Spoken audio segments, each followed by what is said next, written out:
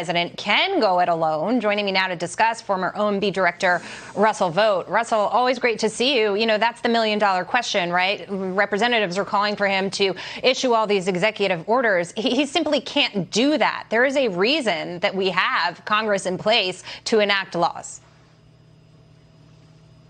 That's right. This is what desperation looks like, Jackie, and thanks for having me on the show. I mean, this is one part face-saving and one part Hail Mary, trying to spook Joe Manchin possibly into thinking that somehow the Biden administration is going to be able to wave a magic wand and enact $5 trillion of spending.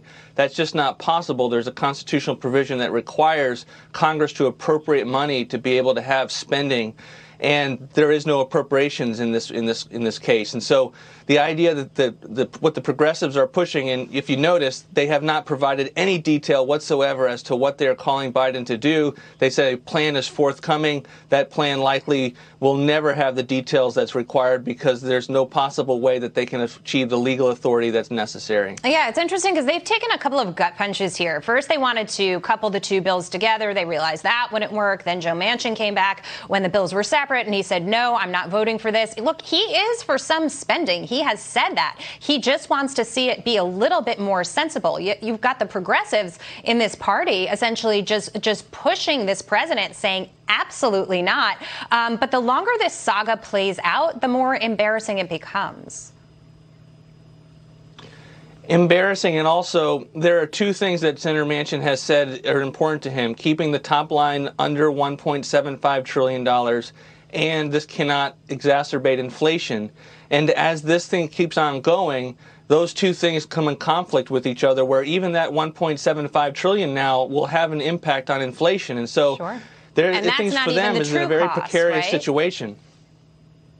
Exactly. But let's assume that they're able to take that $5 trillion and turn it and jettison a number of programs and put it into a true straight up $1.75 trillion. That itself will have inflationary problems to it. And so, you know, they're in a predicament that I don't think that they're going to be able to get out of, and they're certainly not going to be able to get it out of by throwing stones at Senator Manchin, who has made his demands clear for months now. Yeah, we're in a situation where Americans have felt the pinch of prices rising. In the previous segment, we were saying expect your grocery items to rise another 5% in the first half of next year, and we haven't even considered spending more money yet.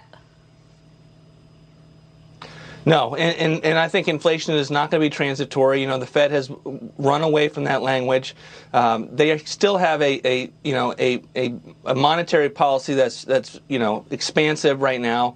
The tapering is going very slow, but the American people are seeing it in their paychecks. And Congress and the White House are the only ones that have, to this point, been unable to wake up to the dilemma that the country is facing and expecting their leaders to face. Yeah, it's a tough situation, but they don't seem to be worried about spending more. Russ, always great to see you. Thank you so much for your time today.